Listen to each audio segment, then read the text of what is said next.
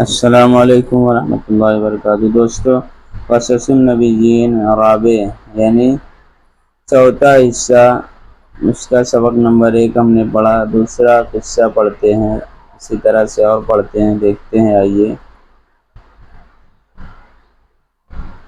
قصۃ صراع بین الحق والباطل، صراع جھگڑا، لڑائی اور جاں فشانی، حق اور باطل کے بیچ کی لڑائی کا قصہ۔ ولا غرابت، اور کوئی تعجب کی بات نہیں ہے۔ فإنها قصص شائقۃ مثیرۃ، کہ یہ قصے شوق پیدا کرنے والے اور جذبات کو ابھارنے والے۔ وإنها قصۃ صراع بین الحق والباطل وبین العلم والجہل وبین النور والظلام وبین الانسانیۃ والوحشیۃ وبین الجزم والیقین والظن والتخمین۔ اس کے اندر دیکھتے ہیں وحشیہ درندگی، انسانیت عزم و پختہ ارادہ، یقین ناقص یقین، اور ظن کامل یقین، اور گمان پختہ گمان، اور تخمین اندازہ، اور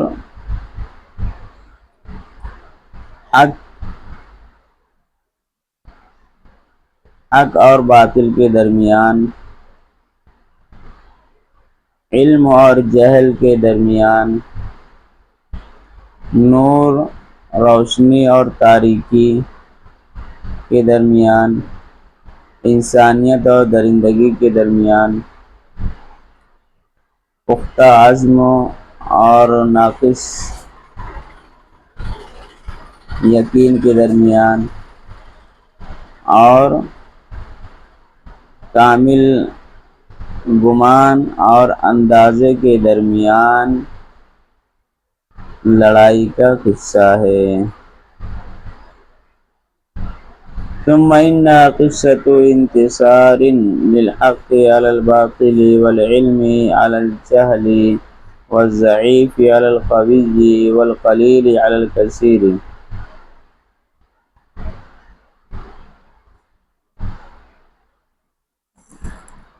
ثم پھر، تو یہ اصل میں اسی سے ثم ہی آتا ہے، واو عاطفہ کے نام پہ آتا ہے، اس طرح سے واو عاطفہ ہوتا ہے۔ پھر یہ حق کے باطل پر اور علم کے جہل پر، ضعف اور کمزوری کے طاقتور پر، تھوڑے کے زیادہ پر غلبہ پانے کا قصہ ہے۔ انتصار غالب آنا، غلبہ پانا۔ قصۃ فیہا علم و حکمت، قصے کے اندر علم ہے، حکمت ہے، وموعظۃ و ذکریٰ، نصیحت ہے اور یاد دہانی ہے، ذکریٰ موعظۃ و نصیحت۔ وصدق اللہ العظیم، اور عظیم الشان شان والے اللہ نے سچ کہا ہے۔ لقد کان فی قصصہم عبرۃ لأولی الالباب، یقیناً ان کے یعنی نبیوں کے قصے میں نصیحت ہے، سبق ہے، عبرت ہے عقل مند لوگوں کے لیے۔ ما کان حدیثا یفتری، قرآن کے تعلق سے کہا جا رہا ہے، وہ کوئی ایسی بات نہیں ہے قرآن۔ یفترا، افطرا، یفتری، افتران کے معنی آتے ہیں گڑھنا، جسے گڑھا جائے، جسے گڑھا گیا ہو۔ ولیکن تصدیق الذی بین یدیہ، البتہ وہ قرآن تصدیق کرنے والا ہے، تصدیق یعنی تصدیق کرنے والا ہے، الذی بین یدیہ، جو قرآن کے سامنے ہے، جو قرآن کے سے پہلے کتاب نازل ہوئی قرآن کے سامنے۔ وتفصیل کل شیء، اور ہر چیز کی تفصیل بیان کرنے والا ہے۔ وَهُدًى وَرَحْمَةً لِقَوْمٍ يُؤْمِنُونَ، اور ہدایت رحمت ہے ماننے والوں کے لیے، قوم یعنی لوگ، ماننے والے لوگوں کے لیے، ایمان لانے والے لوگوں کے لیے۔ اس کے بعد آگے کا قصہ دیکھتے ہیں، قصہ نمبر 3۔ وَإِلَىٰ مَدْيَنَ أَخَاهُمْ شُعَيْبًا، اور مدین کی طرف ان کے بھائی شعیب کو یعنی اللہ نے بھیجا۔ وَلَيْسَ مَا حَكَيْنَاهُ لَكُم مِّن قِصَصِ النَّبِيِّينَ هُوَ كُلُّ مَا حَكَاهُ اللَّهُ فِي الْقُرْآنِ مِن قِصَصِهِمْ وَحِكَايَاتِهِمْ، وَفِي الْقُرْآنِ قِصَصٌ غَيْرُ هَٰذِهِ الْقِصَصِ۔ لیسا کا تعلق ہوا سے ہے، تو ہم اس کا قصہ اس طرح ترجمہ کرتے ہیں، جو قصے ہم نے یہاں سے ماں سے، جو قصے ہم نے اور جو قصے ہم نے تمہیں نبیوں کے قصوں میں سے سنائے ہیں، بیان کیے ہیں، وہ سب کے سب نہیں ہیں جس کو اللہ نے یا جن قصے کو اللہ نے قرآن میں بیان کیا ہے نبیوں کے واقعات اور حکایات میں سے۔ وفی القرآن، کیونکہ قرآن میں بہت سارے قصے ہیں، ان قصوں کے علاوہ فیہ قصۃ نبی اللہ شعیب الذی ارسلہ اللہ الی مدین واصحاب الایکہ، قرآن میں اللہ کے نبی شعیب علیہ السلام کا قصہ ہے جن کو اللہ نے بھیجا، ارسلہ سے بھیجنا، مدین کی طرف اور اصحاب الایکہ کی طرف۔ ایکتن کہتے ہیں جھاڑوں کا جھنڈ، یعنی بہت سارے جھاڑ تھے جو جھنڈ بنا ہوا تھا، آپس میں لپٹے ہوئے تھے، ان کی پوجا کرتے تھے۔ وَهُمْ أَصْحَابُ تِجَارَةٍ وَسِلَعٍ، سلعۃ جمع سلع کہتے ہیں سامان تجارت کو، جو وہم سلع، وہم اصحاب تجارت، اور وہ اصحاب الایکہ والے اور مدین والے وہ سامان تجارت اور تجارتی لوگ تھے، تجارت والے تھے۔ فقد كانوا على الجادة التجارية الكبيرة بين اليمن والشام وبين العراق ومصر على ساحل البحر الأحمر، جادة طریقہ، راستہ۔ تو اس کا لفظی ترجمہ پہلے کر دیتے ہیں۔ چنانچہ وہ مصر، عراق، شام اور یمن کے بیچ بڑی تجارتی راستے پر تھے، بڑے تجارتی راستے پر تھے، یہ لفظی ترجمہ ہے۔ بحر احمر کے کنارے پر، کنارے۔ اب با محاورہ ترجمہ کیا ہوگا؟ چنانچہ وہ تجارت کیا کرتے تھے، بڑی تجارت، شام، یمن، عراق اور مصر میں، بحر احمر کے کنارے۔ کانوا یشرکون باللہ غیرہ، یہ اللہ غیرہ ہو کی ضمیر اللہ کی طرف جا رہی ہے، وہ شرک کیا کرتے تھے اللہ کے ساتھ، اس کے علاوہ سے، یعنی اللہ کے علاوہ دوسروں کے ساتھ وہ شرک کیا کرتے تھے، مطلب ان سے مدد مانگتے تھے، ان کی پوجا کرتے تھے۔ آگے دیکھتے ہیں، کما کانت امم الانبیاء فی کل عصر، عصر زمانہ، دور، کانت یہ امتن کی جمع امم ہے، اس لیے کانت آیا ہے، کما جیسا کہ انبیاء کرام نبیوں کی دوسری امتیں تھیں ہر زمانے میں، یعنی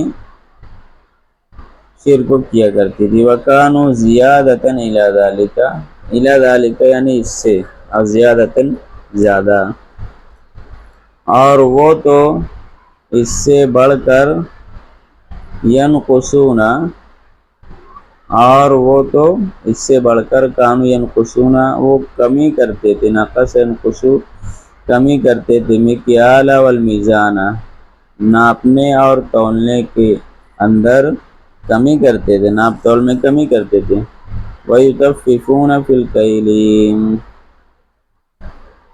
اور وہ کم تول کر دیتے تھے، تولنے میں کم تولتے تھے، وَيَتَعَرَّضُونَ لِلْقَوَافِلِ، قافلۃ جمع قوافل، قافلہ اصل میں قفل یقفل کا معنی ہے لوٹنا، اور قافلہ اس کو اس لیے کہتے ہیں کہ لوٹنے والا، نیک شگون کے طور پر اس کا نام رکھا گیا۔ تعرض یتعرض سامنے آنا، اور وہ قافلوں کے سامنے آتے تھے، فَيَتَعَوَّدُونَهَا، تعود تعود ڈرانا، دھمکانا، دھمکی دینا، وہ قافلوں کو دھمکی دیتے تھے، قافلے والوں کو، وَيُخِيفُونَهَا، اور انہیں ڈراتے تھے، وَيَعِيثُونَ فِي الْأَرْضِ فَسَادًا، عَاصَ یعیث کا معنی ہے بکھیرنا، اور وہ زمین پر فساد پھیلاتے تھے، اور بکھیرتے تھے زمین پر وہ فساد پھیلا کر، یعنی وہ زمین پر فساد پھیلاتے تھے۔ شان الاغنیاء الاقویاء، طاقتور مالداروں کی حالت کی طرح، شان یعنی حالت، طاقتور مالداروں کی طرح یعنی،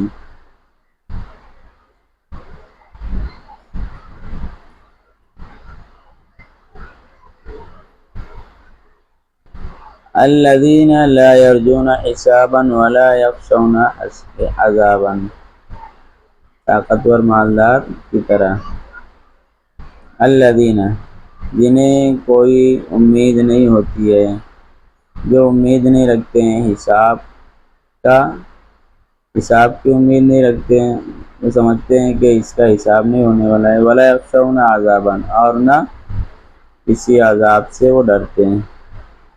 فَبَعَثَ اللَّهُ إِلَيْهِمْ رَسُولَهُ شُعَيْبًا يَدْعُوهُمْ وَيُنذِرُهُمْ، تو اللہ نے ان کی طرف اپنے رسول شعیب علیہ السلام کو بھیجا، بعث واضح بھیجنا، يَدْعُوهُمْ وَيُنذِرُهُمْ، شعیب علیہ السلام انہیں دعوت دیتے اور انہیں ڈراتے، آگاہ کرتے، وَيَقُولُ لَهُمْ، اور ان سے کہتے، یا قوم اعبدوا اللہ ما لکم من الہ غیرہ، اے میری قوم کے لوگوں، میری قوم تم اللہ کی عبادت کرو، تم اللہ کی عبادت کرو، نہیں ہے تمہارے لیے من الہ کوئی بھی معبود، ماں کے بعد جب من آئے، ماں کے بعد جب من آئے اور وہ جار مجرور کی صورت ہے تو اس میں تاکید پیدا ہو جاتا ہے، یعنی کوئی بھی تمہارا معبود نہیں ہے غیرہ، اس کے یعنی اللہ کے علاوہ،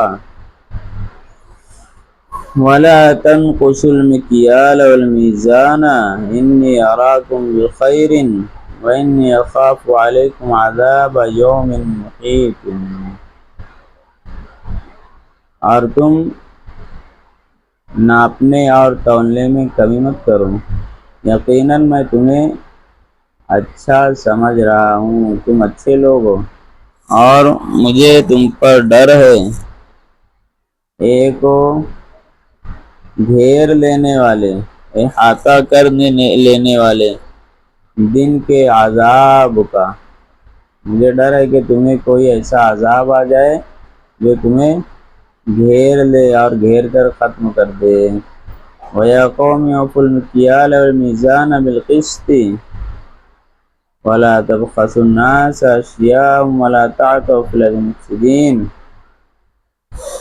اور اے میری قوم کے لوگوں، اوفا یوفی پورا کرو، پورا کرنا، تم ناپ اور تول کو پورا کیا کرو، ناپنے اور تولنے کو پورا کیا کرو، بالقسط، قسط انصاف کے ساتھ، ولا تبخسوا الناس، بخیسا جب خسو کم کرنا، اور تم لوگوں کے چیزوں میں کمی نہ کرا کرو، تم کم نہ کرو لوگوں کو ان کی چیزوں میں، یعنی تم لوگوں کی چیزوں میں کمی نہ کیا کرو، اور نہ تم زمین پر فساد پھیلاتے ہوئے پھرو۔ یہ تھا ہمارا آج کا سبق، 2 سبق ہو گیا۔ السلام علیکم ورحمۃ اللہ وبرکاتہ۔ اس کو یاد کریں، دوستوں کو شیئر کریں، اور جو مشکل الفاظ ہوں انہیں لکھ لیں۔